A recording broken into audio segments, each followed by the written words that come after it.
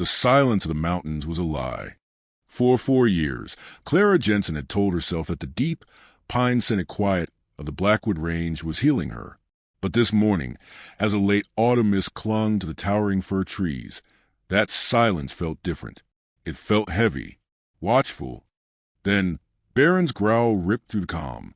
Clara stopped dead on the narrow trail behind her cabin, her heavy thermos sloshing hot coffee onto her worn flannel sleeve.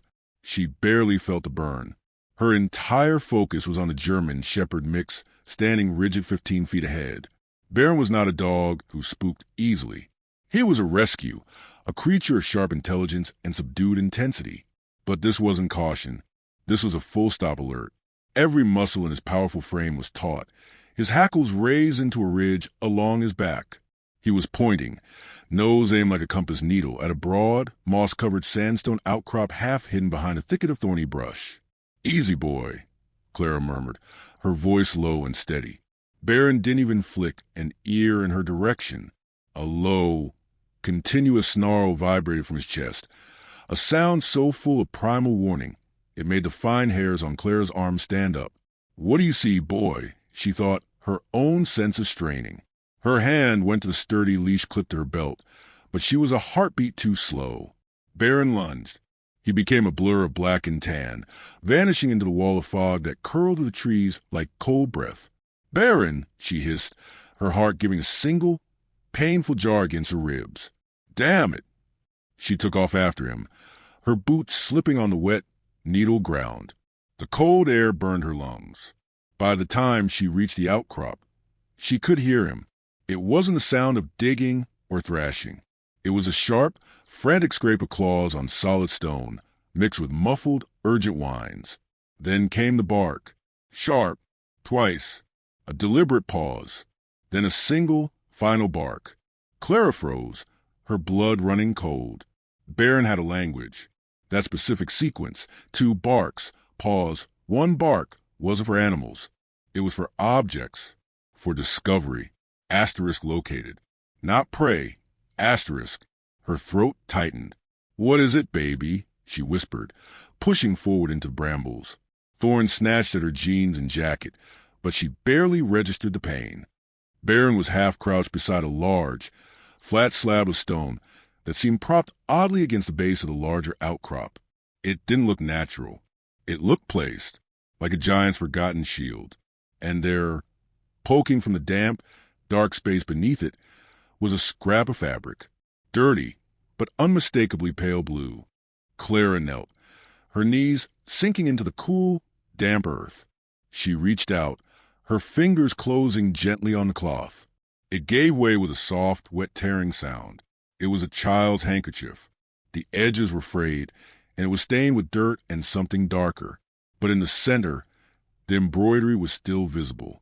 A small, dainty swan, its wings gracefully arched.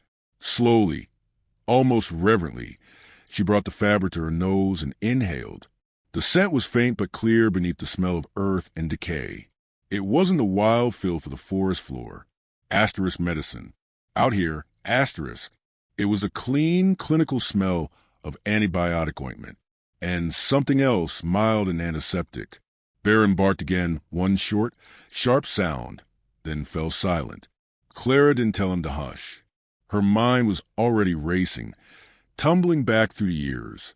The news reports, the faded flyers, the Anderson sisters, Lily and Mia.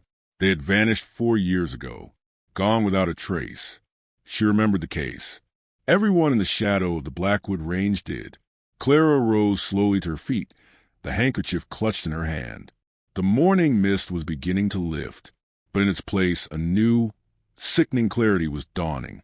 This handkerchief hadn't been lying here for 4 years. Its relative cleanliness, the faint, enduring smell of medicine, it had been cared for, preserved. The isolation of her cabin, once her sanctuary, now felt like a prison. The trees seemed to be leaning in, watching. She tapped the side of her worn canvas vest, her fingers finding the small, hard bulge sewn into the lining. She activated the secure satellite link. The signal connected after 2 rings. "Jessie," she said, her voice low and urgent, a groggy, Familiar voice came back. Clara? It's barely dawn. Do you know what time it is? No time for that. My cabin. The back ridge. Come now. Bring your gear, your full kit, and your silence. She didn't wait for a reply. Cutting the link. Jesse would come. He always did.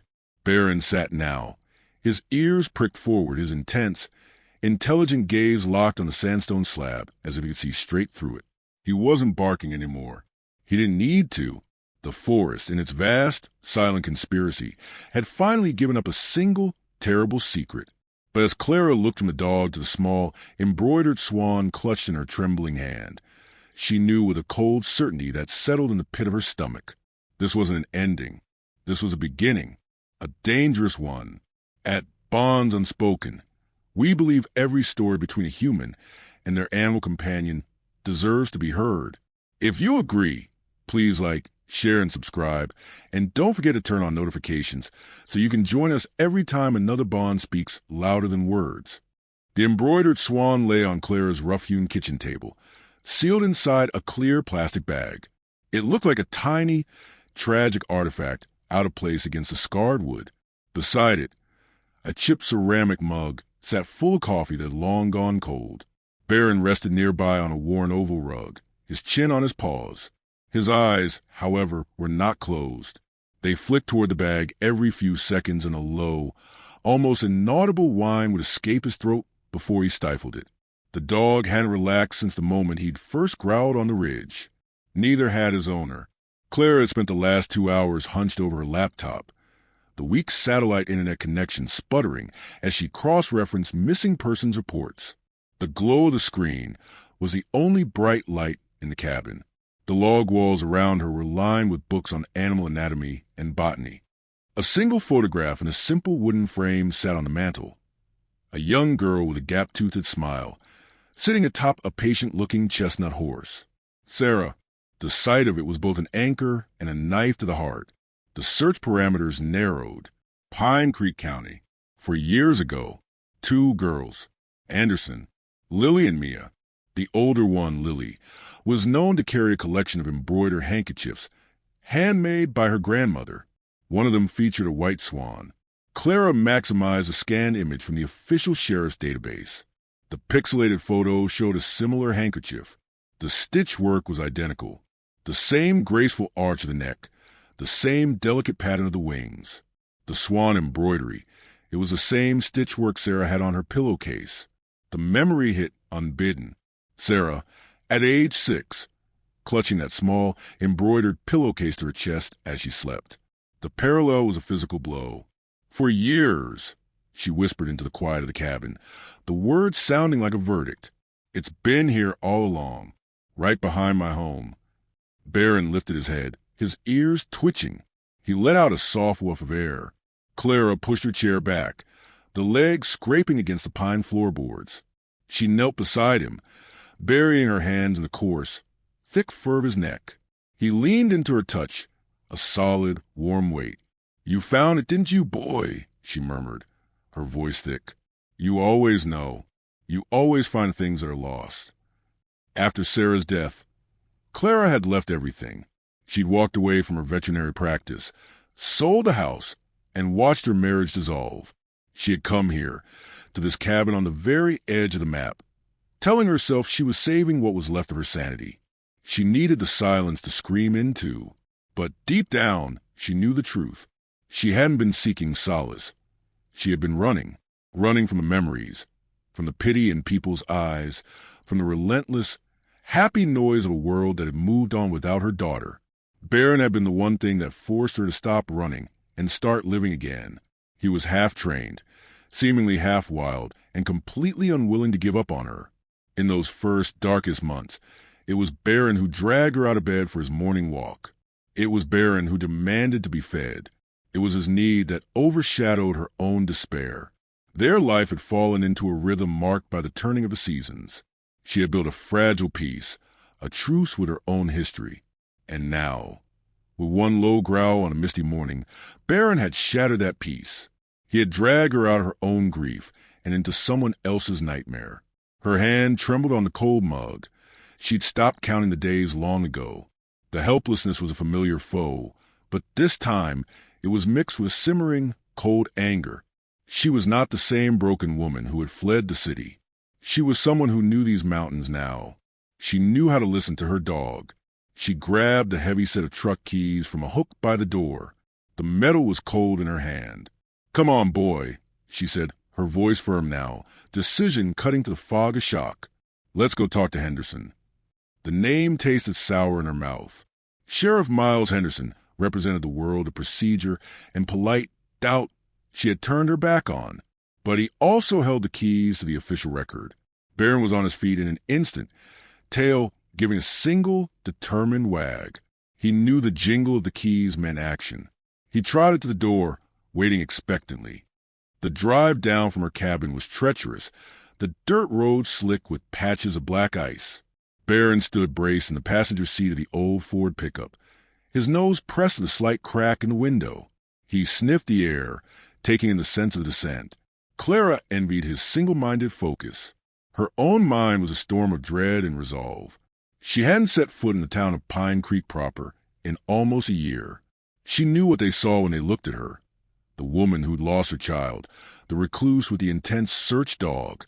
As her truck rumbled onto the paved main street, she felt the weight of their collective gaze. The town was postcard pretty, but to Clara, it felt like a stage where everyone knew their lines except her. When she pushed open the heavy glass door of the sheriff's department, the warm, stale air hit her face. The conversation in the room dipped. Heads turned. Sheriff Miles Henderson emerged from his office, a man built like a retired lumberjack, going soft around the middle but with eyes that missed very little. "Well, I'll be," he said, his voice a low rumble. "Clara Jensen, in town. What brings you down off the mountain?" She didn't bother with pleasantries. She set the sealed evidence bag on his cluttered desk with a definitive thud. "This," she said, "I found it behind my ridge this morning. Do you recognize the design?" Henderson leaned over his desk, his brow furrowed. He squinted at the handkerchief through the plastic. "Could be anything, Clara.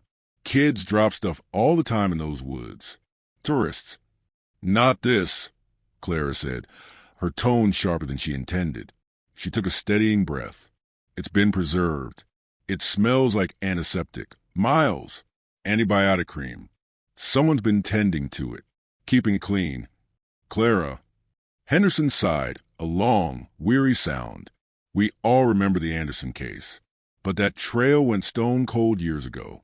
We had volunteers out there for months. Helicopters. Search dogs. They're gone. I know you mean well, but nothing," she cut in, her voice low and intense.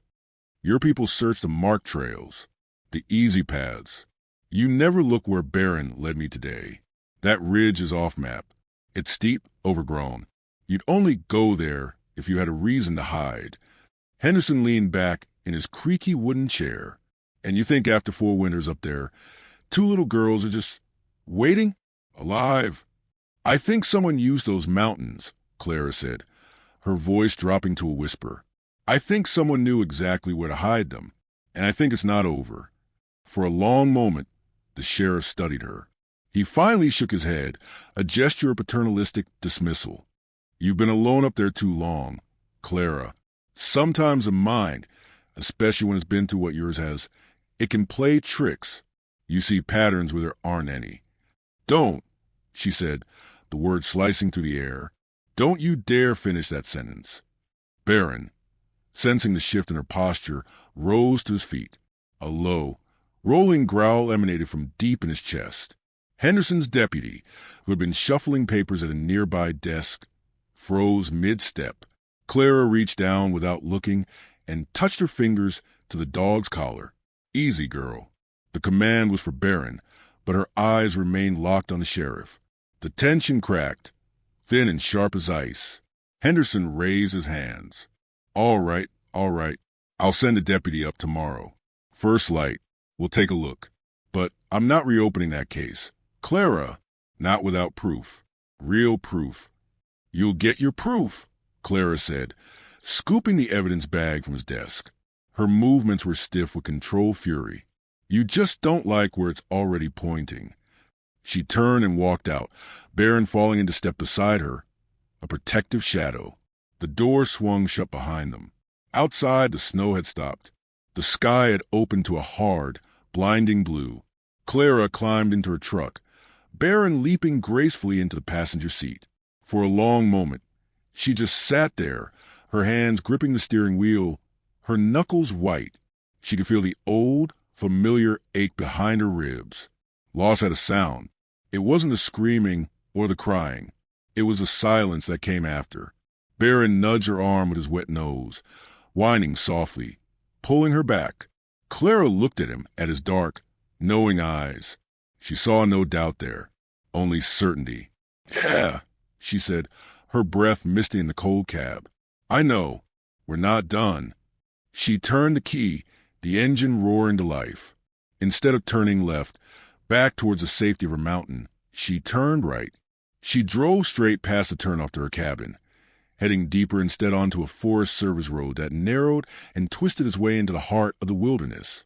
Baron's ears pricked forward, his body tense with renewed purpose. The hunt was now theirs alone. The Forest Service road was a scar of gravel and mud, winding between the dense, snow-laden evergreens. With every mile Clara put between herself and Sheriff Henderson's dismissive skepticism, the tighter her grip on the steering wheel became. It wasn't anger anymore. It had crystallized into a cold, hard resolve.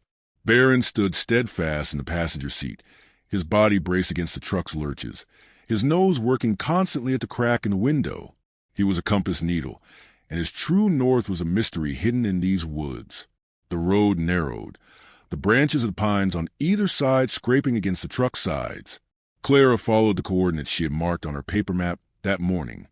The steep, broken terrain of the ridge behind her property that the official search parties had likely deemed too difficult. She finally brought the truck to a stop where the road seemed to dissolve into an unbroken sheet of white, a deep drift piled high by the wind. This was the end of the line for vehicles.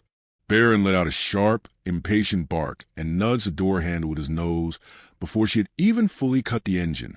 "All right, I'm coming," she murmured, pulling on her heavy work gloves. She opened her door, and the cold air bit at her cheeks. Baron launched himself out into the knee-deep snow. He didn't wait for her to grab his leash. He bounded forward, then stopped, his body instantly transforming into that familiar statue-like pose. Poised, raised hackles, nose low to the ground. Then he looked back at her, his expression so expectant it was as if he were shouting a silent command. Asterisk, follow me. This is it. Asterisk. Clara's breath plumed in the frigid air as she crunched through the snow to join him. She crouched beside him, one hand resting on his back. She could feel the fine tremors of excitement running through his muscles. "What is it, boy?" Baron shifted, pawing gently at the snow beneath a low-hanging bough of a Douglas fir. Clara brushed the fresh powder away. Beneath it, the story was written in the earth. Tire impressions. They were faint but unmistakable. She pulled out her phone and took several photos. They weren't the wide, knobby tracks of an ATV. This was a narrower, more aggressive tread pattern from a four-wheel drive truck. And there were no chain marks. That detail was critical. Only someone local, someone who knew these specific forest roads intimately, would dare drive them in winter without chains. This wasn't a lost hunter. This was someone confident, with a specific, recurring destination. She traced the edge of one impression. The vehicle had been here after the last snowfall, but before the light dusting this morning, within the last 36 hours. "You were right," she whispered, her voice tight with triumph and dread. "Somebody's been here. Recently." Baron whined, a high-pitched, urgent sound.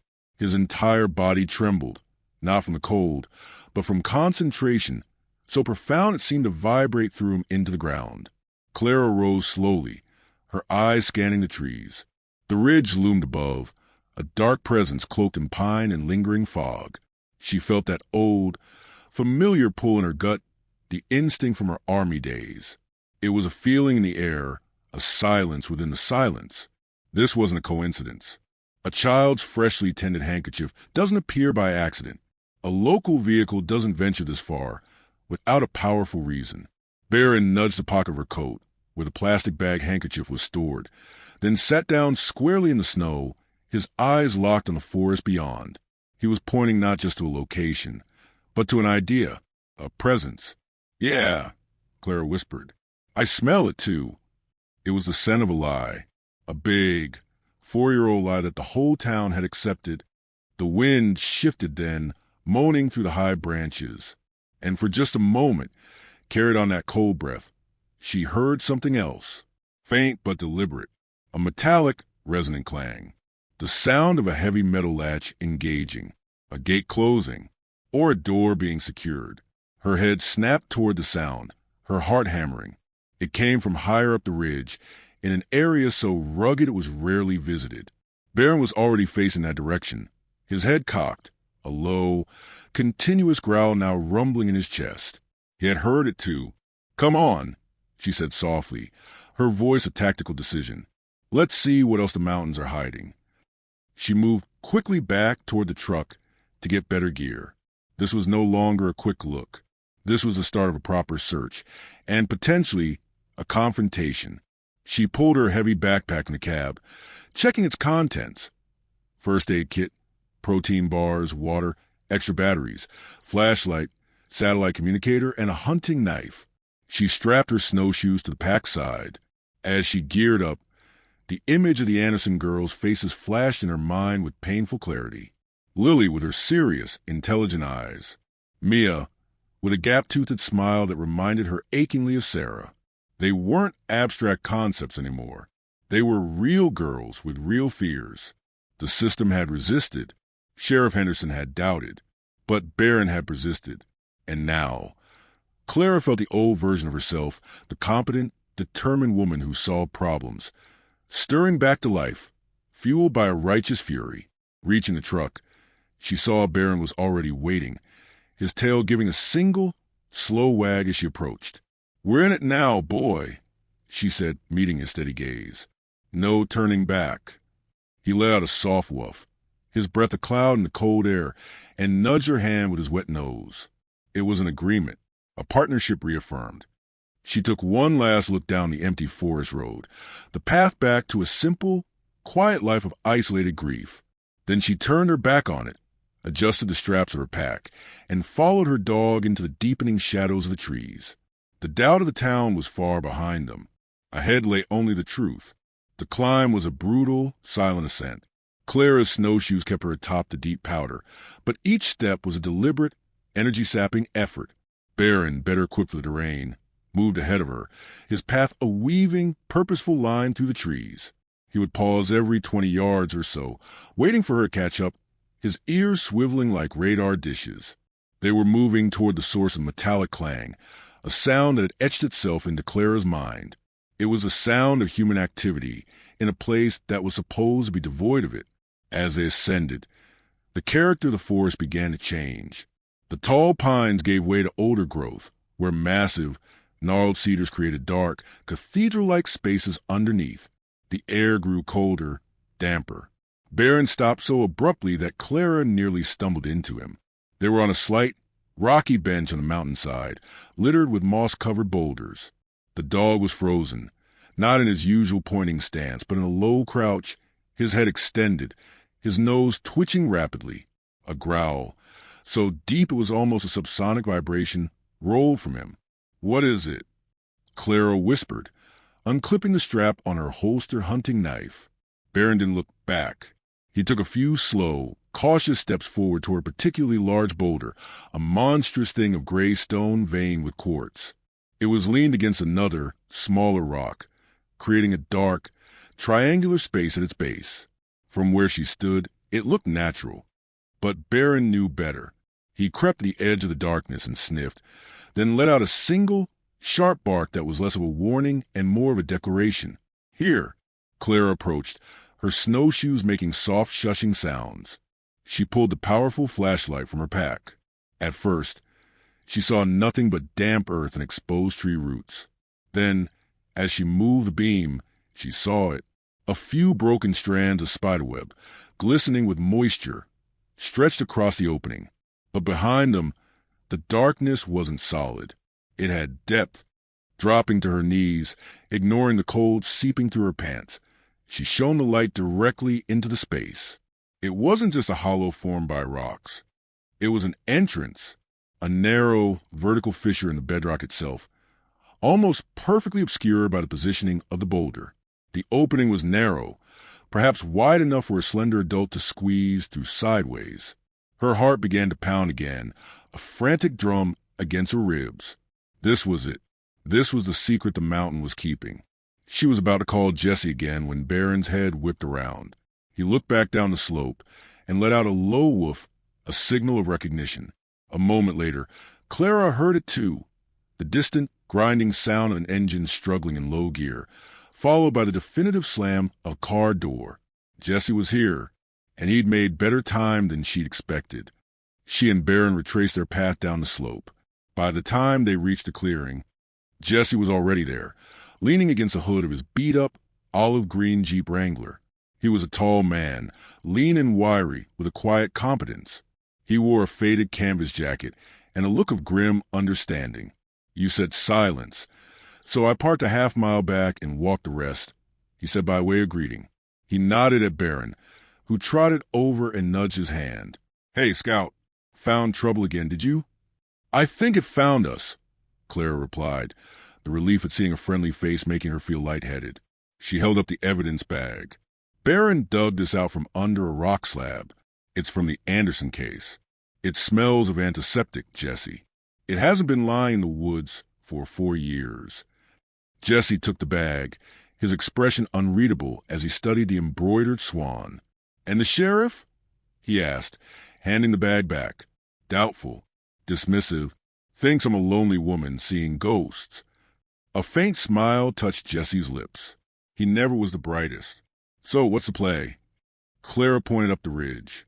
We followed recent tire tracks to a dead end. Then we heard something. Something metallic sang through the wind. A distinct clang of a heavy metal latch, like a gate. From up there, Baron led me to a rock formation. Jesse, there's a fissure, a cave entrance. And it's hidden, deliberately. Jesse's eyes narrowed, the journalist fully alert now. Hidden how? A large boulder is positioned in front of it. It looks natural unless you're really looking. And Baron, he's certain, this is where the trail leads. For a long moment, Jesse was silent, his gaze shifting from Clara's determined face to Baron's alert posture. He was weighing the risks. A hidden cave changed everything. All right, he said finally, pushing himself off the Jeep. He pulled out a heavy-duty backpack. I brought the gear.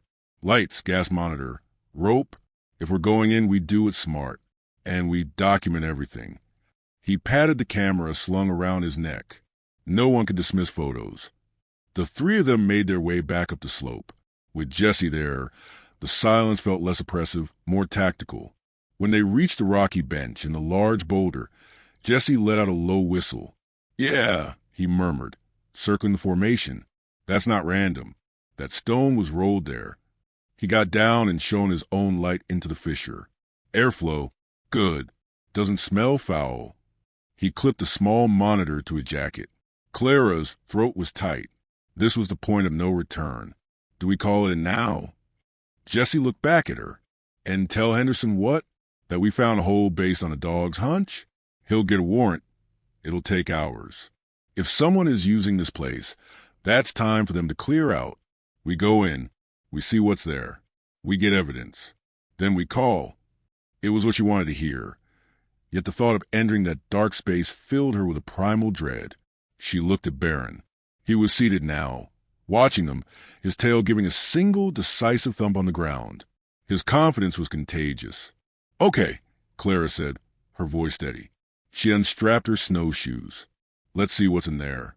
They geared up in silence, pulling on helmets with headlamps, checking ropes. Jesse went first, his slender frame sliding into the fissure with relative ease. Clara took a deep breath, the cold, clean air of the forest filling her lungs one last time before she turned sideways and followed him into the mountain's secret heart. Baron didn't hesitate. As Clara disappeared into the darkness, he gave one last glance around the empty, silent forest, then padded forward and slipped in after her. The entrance stood, a dark, silent mouth, having finally given up its secret.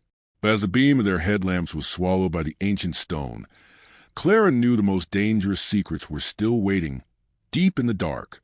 The rock swallowed them whole. The transition from the muted light of the forest to the absolute blackness of the fissure was instantaneous. Clara's headlamp beam became her entire world, illuminating jagged walls of damp stone mere inches from her face. The air was shockingly cold and carried a thick smell of wet earth and profound silence. "Tight squeeze," Jessie's voice echoed back, muffled. "It opens up ahead." She shuffled forward sideways, her backpack scraping against the stone. Behind her, Baron's claws clicked on the rock, his breathing echoing softly. He was unbothered by the confinement. After about 10 yards, the walls fell away. Jessie's light swept across a larger space, and Clara emerged into a low-ceilinged chamber. It was perhaps 15 feet across, and so low that Jessie had to stoop. The floor was uneven, a mixture of sand, smooth stones, and patches of pale fungus that glowed faintly in their lights. "Whoa!" Jessie whispered, his voice full of awe. He pointed his light upward. Clara followed his gaze. Above them, the ceiling wasn't natural rock. It was a network of thin, deliberate channels carved between layers of stone. "Ventilation," she said, her breath misting. "Someone engineered this." Baron had not paused to admire the architecture. He went straight to the center of the chamber, his nose pressed to the ground. He began to circle, his snuffling loud in the quiet. Then he stopped, let out a low whine, and started scratching at the sandy floor. "What's he got?" Jessie asked, moving closer with his camera raised. Clara knelt beside the dog, brushing away loose sand where he pointed. Her fingers touched something cold and metallic. She pulled it free, a small, tarnished silver bracelet, its clasp broken. She rubbed the grime away, and a name emerged, MIA. Her throat closed. She held it up for Jessie to see. The camera's shutter clicked, explosively loud. "It's them," Clara said, her voice cracking. "They were here." Jessie's face was grim in the back glow of his headlamp. "This isn't just a hiding place. It's a storage room, a holding cell." He moved his light to the far wall, where a pile of rotted fabric lay, faded pink flannel, torn and stiff with age. Beside it were empty plastic water bottles and protein bar wrappers. The evidence was mundane and horrifying. This was a place of sustained captivity. Baron's sudden, low growl cut through the heavy air. He was at the far end now, pawing at a section of wall that looked no different from any other, a collapse of rubble with pale roots dangling through. "What is it, boy?" Clara asked, joining him. He barked twice, sharply, the sound bouncing off the walls, then backed away. "He's alerting to something behind there," Jessie said. He ran a gloved hand over the rubble. "It sounds different." He took his flashlight and rapped the handle against the stone. The resulting thud was muted, hollow. He knocked on a solid section next to it. The sound was a solid thunk. "There's a cavity behind this," he said, his eyes meeting Clara's. "A second chamber. This isn't a collapse. It's a seal. Someone filled in this doorway." The implication was staggering. The cave wasn't just a single room. It was a complex. And someone had taken great pains to hide what was in the next part. "We need to get this to the authorities now, Clara," Jessie said, his tone leaving no room for argument. "This is a crime scene. We have the bracelet, the supplies, we have enough." Clara knew he was right. The amateur exploration was over, but the hollow space behind the wall seemed to pull at her. What if someone was in there? What if the girls were sealed inside? "Okay," she relented. "We'll go. We'll call Henderson from outside. He'll have to listen now." They spent another 20 minutes documenting the chamber with Jessie's camera and marking their path with glow sticks. The entire time, Baron remained fixated on the sealed wall, letting out occasional soft whines. By the time they emerged, blinking into the late afternoon light, the world felt different. The forest was still the same, but the knowledge of what it concealed made it feel alien. Jessie immediately pulled out his satellite phone. "I'll call it in." "You okay?" Clara just nodded, leaning against the cold stone, her legs weak. Baron sat beside her, pressing his warm body against her leg.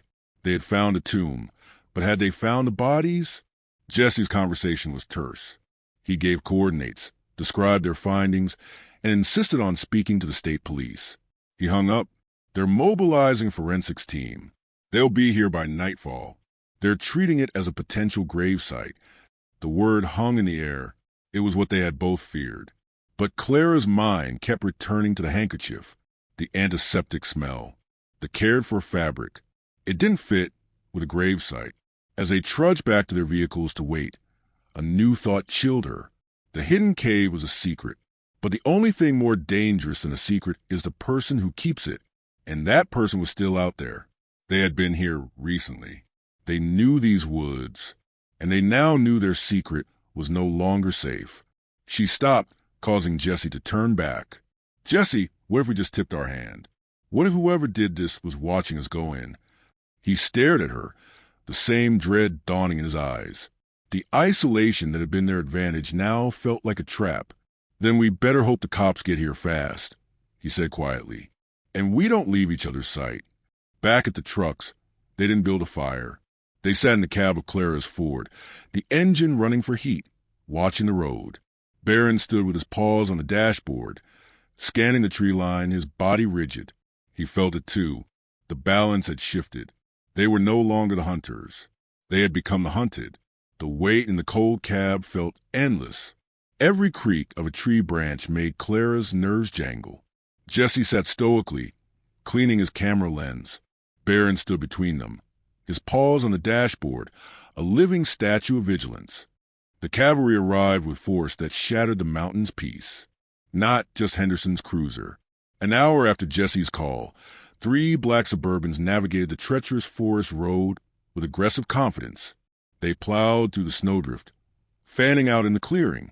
Doors opened and men and women in dark blue FBI windbreakers disembarked, their movements efficient. Clara stepped out, the cold air a shock. Baron leapt down after her, planting himself at her heel, his growl deepening. The pristine clearing transformed into a command post, bathed in harsh LED light. The lead agent strode toward them. He was younger than expected, with a crisp haircut and rigid posture. He stopped before them, his gaze sweeping over Clara and Jesse before settling on Baron. "Special Agent Miller," he stated, his voice flat. He didn't offer a handshake. "You're Dr. Jensen." His eyes returned to the dog. "And this is the animal that initiated the situation." "Her name is Baron," Clara replied, her voice tight. "She's the reason you have a situation to investigate." Miller's lips twitched into a faint smile that never touched his cold eyes. "We'll see." He made a subtle hand gesture, and his team began their ascent toward the ridge. Left in the clearing under watch, they became spectators to their own discovery. They watched lights converge on the fissure, listening to distorted radio traffic. When Agent Miller returned, he didn't address them immediately. Instead, he crouched by the cave entrance, studying how the boulder was positioned. Considerable effort was taken here, he mused. This was maintained. He stood and turned his gaze back to Clara. "Explain your presence here again. This location is miles from any established search grid." "Baron led me here," she repeated. He found a clue and followed the trail. Miller arched a dismissive eyebrow. "A hunch, based on a dog's behavior." Clara felt her patience snap. "It's based on instinct that matched a missing person's report your database forgot. My dog has a better memory than your files." A flicker of irritation passed over his features. "We follow evidence, Dr. Jensen, not folklore." "Tell that to the 2 kids your evidence couldn't find," Jesse interjected. Miller's head swiveled toward him. "And you are—" "Jesse Crow. I documented the interior before your team secured it. My photographs show the evidence your people shelved." "We'll judge what's evidentiary," Miller retorted. He turned back to Clara. "We need your written statement and the dog's records. Then I advise you return home and allow us to process the scene." "She can track this terrain better than any of your dogs," Clara insisted. "We have our own K9 units," he said with finality. As if on cue, Baron let out a soft, disdainful huff. As dawn bleached the eastern sky, The FBI team packed their gear. Miller approached one final time. In his hand was another evidence bag containing a child's blue plastic butterfly hair clip, scuffed and stained. "We found this in the secondary chamber," he said, his voice marginally less rigid. "Forensics will expedite analysis. If DNA matches, it gives us cause to expand into a full recovery operation." "So you're admitting this is connected? This is real?" Clara pressed. "I'm admitting we found items that warrant deeper investigation," he corrected. As his team loaded the final boxes, Clara saw Miller pause by his vehicle. He subtly pulled a small, folded photograph from his inner pocket. Looking at it for an unguarded moment, the cab light illuminated it just enough. Two young girls, smiling brightly. They were around the same age Lily and Mia would be now. "You have a family, Agent Miller?" she asked, her voice softer. He stiffened, tucking the photo away. He didn't look at her when he answered, his voice barely audible. "Had." The single, heavy word hung in the air. Then he climbed into the SUV and shut the door. The convoy departed, leaving behind tire tracks and ringing silence. Clara stood with Baron, the early sun doing little to warm her. The official machinery was in motion, but it felt distant. Baron's ears remained pivoted toward the dark cave mouth. Clara placed a steadying hand on his head. "They'll follow their protocols," she whispered. "But you and we follow the truth." Baron looked up at her, then turned back to the fisher. He let out one single, sharp bark that echoed off the stone, a sound of sheer, stubborn determination. The feds had their case, but Baron had his mission. The FBI's departure left a vacuum filled with electric unease. Clara spent the next 36 hours jumping at every sound. Baron was worse, pacing the property perimeter, staring into the tree line, growling at emptiness. Jessie had stayed, camping on her couch. "They've spooked you," he said on the second morning, watching her check the window again. "That's what they do. They come in, make a mess, and leave you with the ghosts." "It's not ghosts I'm worried about," Clara replied, her hand on Baron's head. "It's the living, the person who drove that truck. They know we found their hiding place." The knock that afternoon was so firm they both jumped. Baron erupted into frenzied barking. Clara peered through the window. Agent Miller stood alone on her porch, his government SUV nowhere in sight. He wore plain clothes, and the official demeanor was gone, replaced by grim exhaustion. She opened the door a crack, the chain still engaged. "Agent Miller." "Dr. Jensen," he said, his voice low. "I need to speak with you. Off the record." Jessie came to stand behind Clara. That's never how something good starts. Miller's jaw tightened. "It's about Program Dandelion." The name meant nothing to Clara, but the way he said it, with revulsion and fear, made her undo the chain.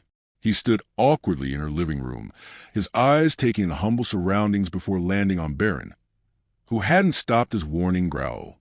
"Your dog has good instincts," Miller said almost himself. He sat heavily in a worn armchair, as if carrying a great weight. He laid a slim, sealed manila envelope on the coffee table.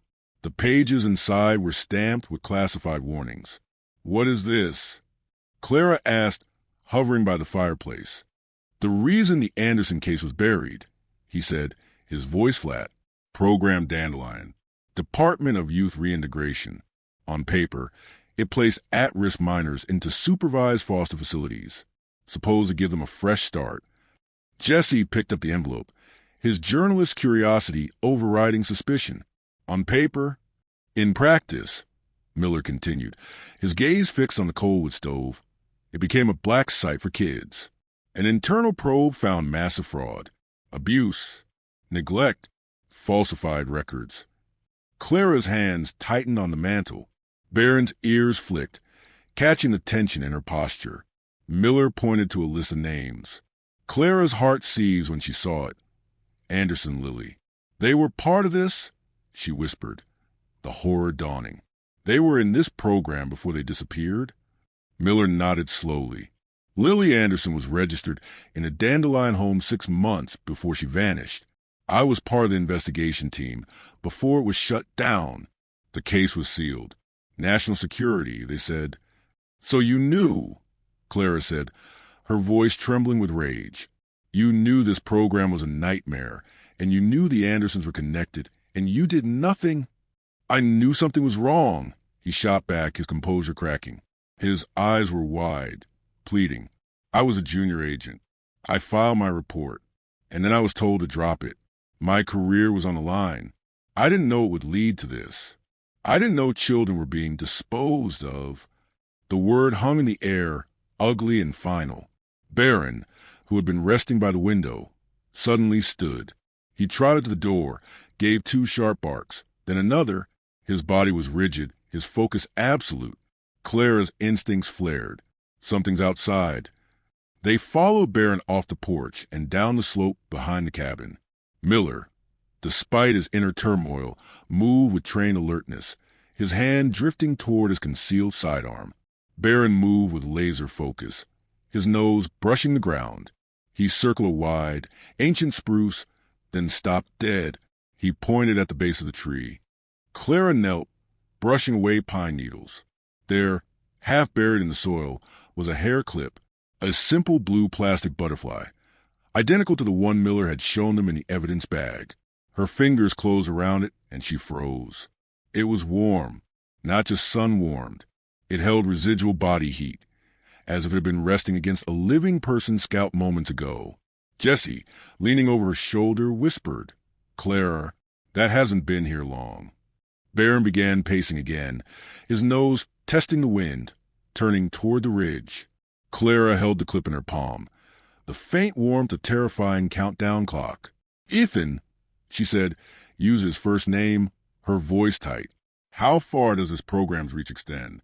He hesitated, his face a mask of conflict. Farther than it should, into places you'd never suspect. You think someone is still running it?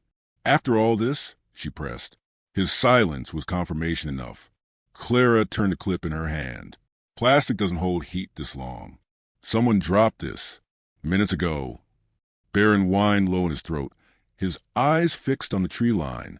Then he barked again, one sharp, piercing warning. Clara's heart kicked against her ribs.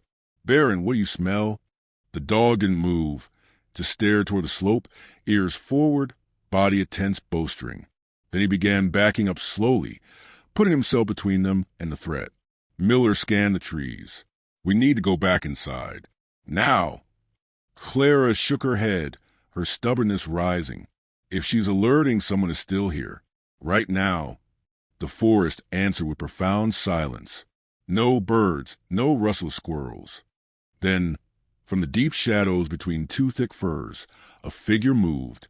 A flash of a gray coat, the crunch of a boot on gravel, and then it was gone. Miller drew his weapon, signaling for them to stay back, but Baron was already in motion. He lunged forward, stopping at the edge of the clearing where new tracks began. A set of footprints, small barefoot, leading downhill. Clara crouched, touching the perfect impression in a patch of soft earth. Her blood ran cold. It's a child, she whispered. Miller's jaw was a hard line. Or bait. They followed the trail halfway down the ridge before it disappeared into a rocky creek. The footprints ended abruptly. No splash marks, no continuation. As if the person had vanished mid-stride. Jessie exhaled sharply. This isn't random, Clara. Someone is playing with us. Clara turned toward Miller, her eyes hard. You said the case was buried. Who buried it? He hesitated long enough for her to see the war raging behind his eyes. Duty versus conscience. You wouldn't believe me, he finally said, his voice hollow. Try me? He looked toward the forest, his gaze tracing the invisible path the gray coat had taken. The same people who built that cave. The same people who know how to make children disappear. Baron gave a low, confirming growl deep in his chest. The wind that night clawed at the forest with malicious intent. Clara crouched low in a gully a mile from her cabin, her heart hammering. The cold seeped through her clothes, but it was a fear that chilled her to the bone. Beside her, Jessie was a statue of focused tension. Baron stood between them, rigid, his nose twitching toward the west ridge where an old fire watchtower stood silhouetted against moonlit clouds. He let out a low, continuous whine of pure urgency. "They're all chasing shadows up near the timberline," Clara whispered.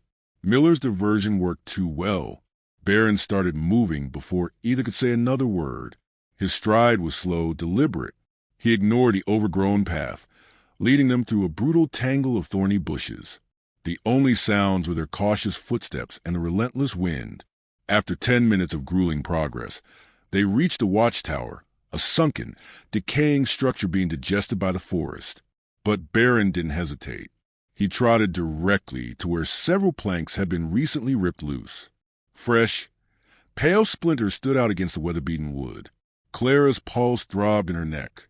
She moved forward, brushing aside a heavy, mildew-scented tarp tacked up as recent cover. The space inside was a pit of darkness smelling of damp rot and engine oil. Jesse stepped in behind her, sweeping his flashlight beam. "It's empty." "No," Clara countered, her light pinpointing details. The floor was scuffed in a clear path toward one corner, a space that was relatively clean, as if something had been stored there recently. Empty water bottles and energy bar wrappers lay scattered. Baron sniffed toward the same corner, his tail rigid. Then he snapped his head around. Hackles raised. He planted his body squarely between Clara and the open doorway, his growl a deep primal vibration. Clara turned just in time to hear the sharp crack of a rifle. The bullet thudded into the rotten floorboard 2 feet from her boots, kicking up splinters and decades of dust. "Down!" Jesse yanked her hard behind a crumbling support beam. Another shot rang out, closer, shattering what remained of a window pane above their heads. Glass rained down. Baron lunged forward, barking with ferocity that made the forest recoil. Clara caught a glimpse of movement in the trees, a figure ducking behind a granite outcrop 50 yards away. "We're being herded," Jesse hissed, his face pale. "They're not trying to hit us. They're steering us." The realization was worse than being targeted. They were pawns on a board. They bolted. Baron led a charge on a twisting path through the densest pines, forcing their pursuer to reposition. Clara's breath came in ragged gasps. Adrenaline screamed through her veins. The bullets thudded into ground or trees around them, always close, always a warning. "Asterisk, we see you. We control you. Asterisk." After a desperate sprint through rocky terrain, they reached the base of the chute, a thunderous waterfall crashing into a frothing pool. Locals said it led to nowhere, but Baron was fixated. He circled the pool's icy edge, then pointed his nose at a thick cluster of hanging moss and fern on the rock face behind the spray. Behind it, barely visible, was a narrow, dark slit in the stone. "Another cave?" Jesse asked, breathless. "Baron's never wrong," Clara said. She pressed her hand to the cold, wet stone beside the slit, feeling a faint draft. They didn't hesitate. With the unseen rifleman behind them, the dark space meant safety. Clara slid sideways into the crack, the roar of the waterfall becoming muffled. Jesse followed. Baron slipped and last. Inside, the world changed. The light vanished, the water's roar becoming a distant rumble. The air was thick and cold, smelling of damp earth, ancient stone, and something sickly sweet. The smell of infection, of unwashed bodies. Baron stopped. His ears pricked toward a tunnel leading down into deeper blackness. Then it came.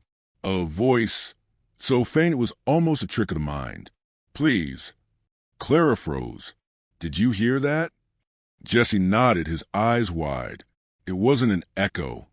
They moved carefully, Baron leading in utter silence. Another whisper echoed down the tunnel, slightly stronger. "I'm here." They reached a bend.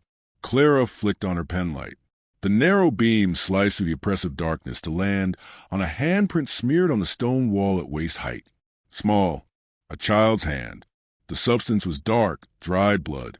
Her chest tightened with fury so potent it stole her breath. Baron sniffed at the ground beneath the print and let out a single, sharp bark. Not a warning. A call.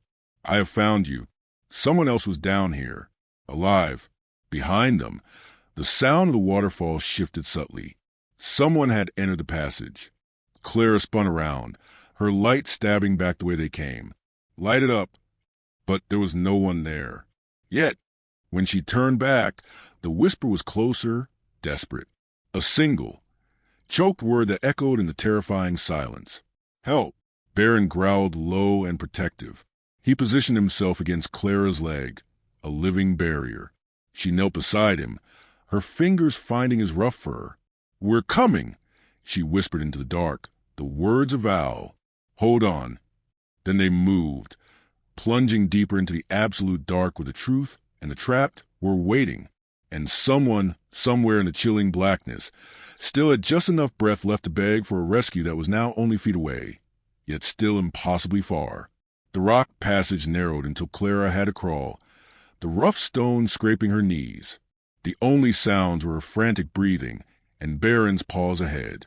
The whispered plea for help hung in the stagnant air, pulling them forward. They rounded a final bend, and the tunnel opened into a wider chamber. Clara raised her flashlight, the beam landing on two small, huddled figures pressed against the far wall. The sight stole her breath. Two girls, wraith-like, faces gaunt and smudged with dirt, hair matted. Their clothes were rags hanging off rail frames. The older one, Lena, cradled her left arm against her chest, wrapped in filthy cloth dark with old blood. The younger, Mira, clutched a tattered faux fur purse like it was the only real thing in the world. Their eyes, wide and feral with fear, locked not on Clara, but on Baron. The dog went completely still, his intense gaze fixed on them. Then he took one slow step forward and let out a soft, whimpering sound of profound recognition. Lena stared at him as if seeing a ghost. Her chapped lips trembled. "Scout." The name, Baron's original name, hit Clara like a physical blow. His ears pricked forward, and he gave a single, soft woof in response. He barked," Lena whispered, her voice gaining strength. "When they took us from the van, we heard him bark in the woods." Jesse's eyes met Clara's, a universe of understanding passing between them. Baron hadn't just found a cold trail. He had rediscovered a scent from the very day of the abduction. Clara slowly knelt, making herself small. "My name is Clara. This is Jesse. And this, you know him as Scout. He's why we're here." Mira uncurled slightly, her eyes still wide but now fixed on Clara. "Lena, your arm," Clara said gently. "We need to get you help." "He said we'd never be safe," Lena murmured, shaking. "He said he had people everywhere." "Who?" Jesse asked, his voice low. Before Lena could answer, Mira did something that stopped Clara's heart. The young girl slowly unzipped the furry pouch and pulled out a creased, water-stained photograph. It showed a younger Baron sitting beside a man in military fatigues. "She gave it to me," Mira whispered. "The lady, she said if we found the dog in the picture, we'd be safe." Clara took the photo, her hands trembling. The man was Ethan Miller. The pieces slammed together. Miller hadn't just been investigating Dandelion. He had been part of its operations. "They knew," Jesse breathed. "They knew about Scout's history." The cave groaned around them, the weight of conspiracy pressing down. Baron's head snapped up. A guttural growl erupted from him. He lunged forward, placing his body between the huddled girls and the tunnel entrance. Figures stepped into the light, 3 armed men, and at their front stood Ethan Miller, soaked from the waterfall spray, his FBI windbreaker gone, replaced by a black tactical vest. The calm agent was gone, replaced by a man with cold, desperate eyes. "Step away, Clara," he said, his voice steady. "You weren't supposed to find this." "So it's true," Clara said, betrayal twisting in her gut. "You were part of it." "I cleaned up after it," he said quietly. "You have no idea what's buried under these mountains." Jesse shifted his aim. "Looks like you do." Miller raised a hand. "Put the guns down. They're not who we're here for."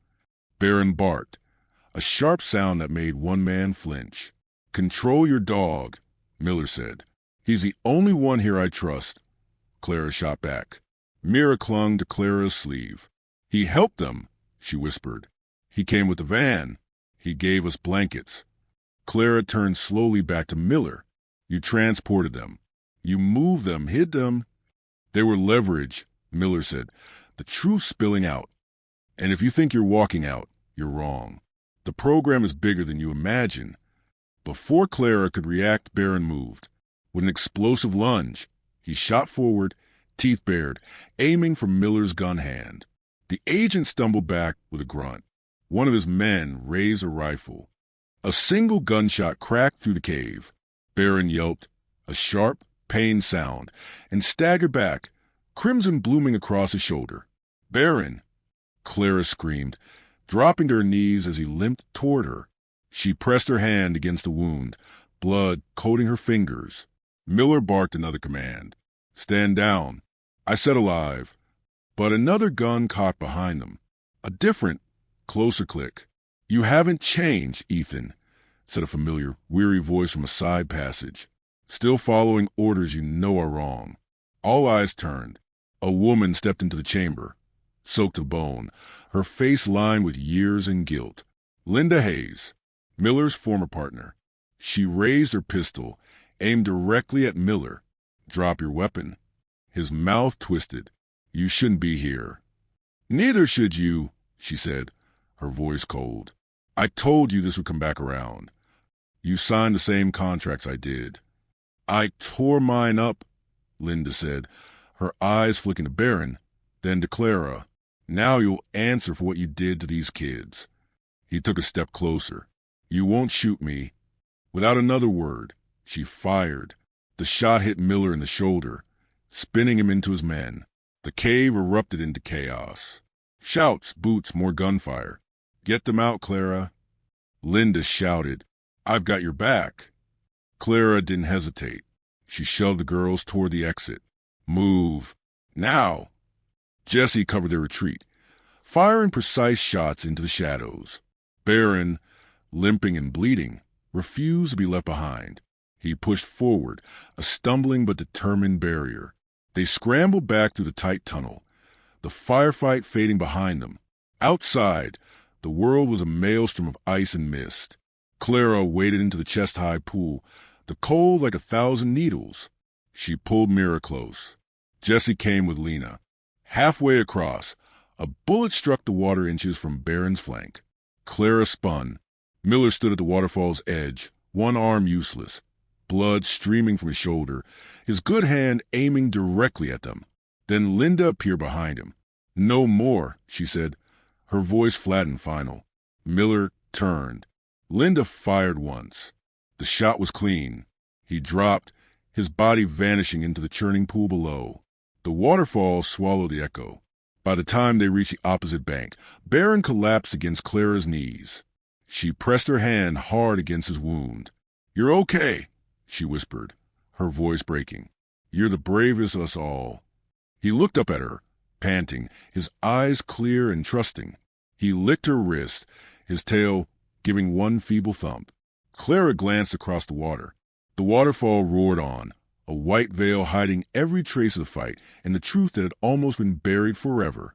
Linda was gone. Jesse helped the shaking girls wrap in emergency blankets. "We can't stay here," he said grimly. "Whoever else was part of this will come looking." Clara nodded, her body trembling. She looked down at Baron, his blood stark against the snow, and met his steady gaze. Wounded but unbroken, he lifted his head, his nose tilting toward the dark valley below. He was not done. He was leading them home. The helicopter ride was a blur of noise. Clara remembered none of it. Her world had narrowed to Baron pressed against her leg, his steady panting, and the two girls huddled into her sides. Lena drifted in and out of sleep, her injured arm now properly splinted. Mira stared at the floor, flinching at every change in the rotor's pitch. When the skids touched down at the hospital, reality returned. Flashing lights painted the night. Paramedics rushed forward with stretchers. When one reached for Mira, the girl flinched violently, burying her face in Clara's side. "It's okay," Clara whispered, brushing tangled hair from the child's forehead. "You're safe now." Baron, despite his bandaged shoulder, leaned forward and gently pressed his snout to Mira's hand. The girl looked at him, then back at Clara, and gave a tiny, hesitant nod. Later, in a sterile briefing room, the girls sat swaddled in thick gray blankets. Baron lay at their feet, his head resting across Mira's worn sneakers. Lena, her fever abating, looked up at Clara. "Are they going to send us back?" she whispered. Clara covered the girl's hand with her own. "No, you're staying with me, for as long as you need." The official machinery ground on. Ethan was formally charged. The FBI executed raids on companies linked to the Dandelion program. The scandal would erupt in the coming weeks, but for Clara, that was distant noise. The real work was quiet. It happened in the soft light of her cabin, now feeling more like a home. Lena's arm healed. Mira, tentatively, began to speak again, her first full sentences often directed at Baron, who would listen with grave importance. Clara wrote to Sarah, in her heart, telling her about the two sisters who had come to live on the mountain. The hollow space was still there, but it was no longer an empty void. It was a place where new, fragile things were beginning to grow. The media circus came and went, but the girls stayed. One evening, as the first autumn frost dusted the pine needles, a group of high school students arrived for a documentary. The tallest boy gathered his courage. "Ma'am, why stay here? The girls are safe. The bad guys are in jail. Why not go back to your old life?" Clara didn't answer immediately. She looked past them into the forest. She pointed to Baron, watching the students with calm, intelligent eyes. "She didn't bark for attention," Clara said, her voice steady. "She barked because someone was still waiting to be found." The students fell silent. Later, after they had left, Clara stepped out under a sky dense with cold, sharp stars. Baron was there, his breathing slow and steady. She ran her hand gently down his back, feeling the old scars and the newer one on his shoulder. Mira stepped out onto the porch and silently placed her small hand on Baron's head. The dog leaned into the touch, his eyes closing for a moment. "Good girl," Clara whispered. A newly carved wooden sign at the edge of the property caught the lantern's light. She barked for the ones no one else could hear. Clara turned in for the night. Baron stayed on the porch, his eyes toward the trees, still guarding, still listening. The mountain was silent again, but not a lie this time. Just the wind through the pines and the sound of breathing and the peace that comes after the storm. If stories like this touch your heart, don't forget to like, share, and subscribe to Bonds Unspoken. Every click helps us share more incredible moments that celebrate the bond between humans and animals. And be sure to turn on the notification bell so you never miss a story that reminds us what true loyalty feels like.